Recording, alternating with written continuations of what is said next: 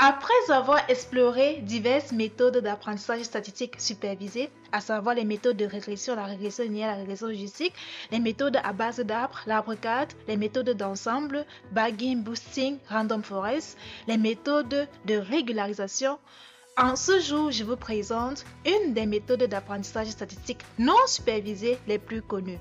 Salut et bienvenue sur Stats and ML pour tous. En ce jour 33, je vous présente le CAMIS. Qu'est-ce que le CAMIS? Quel est l'objectif du CAMIS? Quel est le principe du CAMIS? Que faut-il tenir en compte lorsqu'on met en œuvre un modèle de CAMIS? Que faut-il retenir de façon globale sur le CAMIS? Sans toutefois tarder, on y va.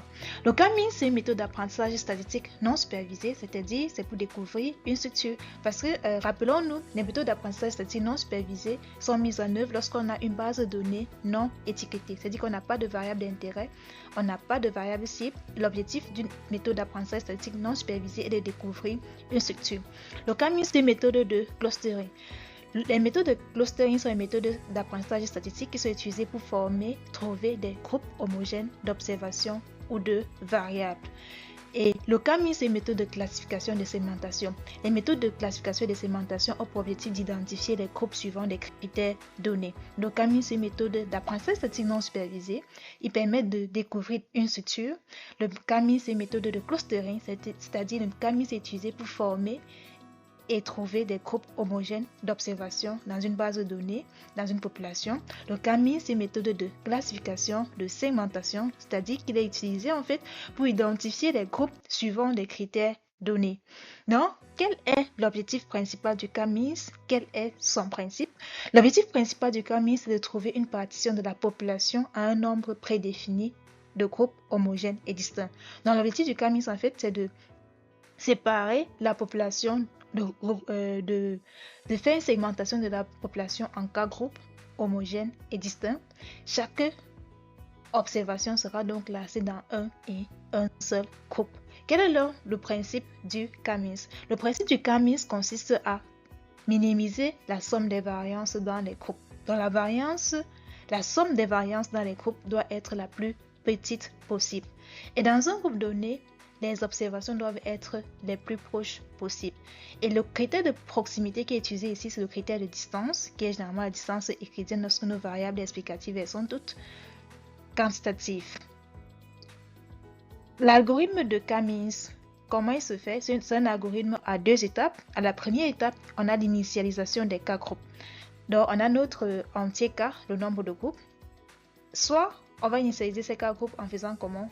En initialisant les centres de groupe, on va choisir K individus. On peut choisir K individus dans la population comme centre de groupe. Et puis, on calcule la distance entre chaque individu de la population à ces différents centres de groupe. Et on les affecte au groupe le plus proche. Soit, on va le faire en affectant de manière aléatoire les observations dans une classe. Donc, lorsqu'on a déjà initialisé les groupes, on a 4 groupes, donc on a soit ces groupes sont formés de façon aléatoire, soit ils sont formés de façon aléatoire ou bien en initialisant les 4 centres de groupe.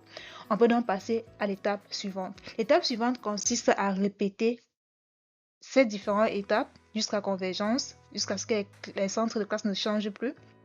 C'est-à-dire mettre à jour les centres de groupe. Un centre de groupe, en fait, sera donc le centre de gravité de la classe précédente. Donc, si on a 4 groupes, dans les 4 groupes qu'on a formés précédemment, on recalcule les centres de groupe de chaque groupe. Et le centre de groupe devient un nouveau centre de groupe. Et on affecte chaque observation au centre de groupe le plus proche. Donc, c'est ça l'algorithme de CAMIS. Et puis, le savais-tu? L'appellation CAMIS provient du fait que les centres de groupe sont mis à jour à partir des moyennes des groupes. Donc, l'appellation CAMIS, en fait, il provient du fait que les centres de groupe sont mis à jour à partir des moyennes des groupes. C'est pour ça qu'on appelle cette méthode le CAMIS. Qu'est-ce qu'il faut tenir en compte lorsqu'on met en œuvre une méthode de CAMIS? Ici, j'énumère deux éléments principaux. Que la solution qu'on peut trouver peut être locale et non globale, ou bien si on ne sait pas le nombre de groupes, que faire? Non, la solution elle peut être locale ou globale et pas du tout globale parce que les solutions en fait dépendent de l'initialisation. Et ce qu'il faut faire, c'est qu'il faut essayer plusieurs choix d'initialisation et sélectionner l'initialisation qui minimise le critère, la somme des variances dans les classes.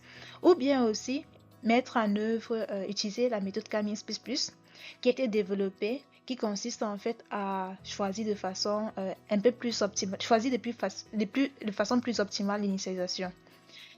Et comment donc choisir le nombre de cas si on ne sait pas le nombre de groupes qu'on peut former avec les éléments de notre population? Si on ne sait pas quelle valeur de cas utiliser, il faut implémenter l'algorithme pour différentes valeurs de cas et utiliser la méthode de coude pour choisir le meilleur cas. Que retenir donc de cette méthode d'apprentissage statistique non supervisé? Que retenir du K-means? Le K-means est une méthode d'apprentissage statistique non supervisé.